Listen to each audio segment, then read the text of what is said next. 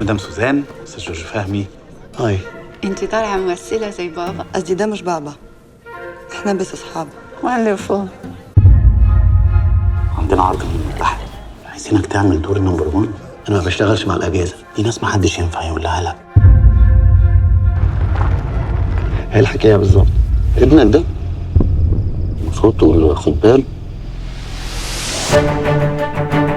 خدت القرار السليم. دول هتدوني بابني يا فوزي. على فكره احنا كلنا فخورين انك قدرت تجسد روح الشخص اللي كلنا بنقدره.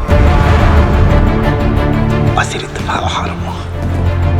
ممنوع الاقتراب او التصوير وملغمه. انت هنا وسط اصحابك، احنا الدرع اللي بيحمي البلد بجد. احنا نسور الجمهوريه.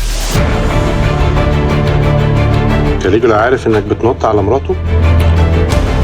الاعداء في كل مكان. انت ما بتبطلش تمثيل ابدا. محتاجين مساعدتك يا استاذ جورج. دول عايزين تحط ميكروفون. انا مش هقدر اشوفك، حياتك في خطر. بلد في حالة طوارئ.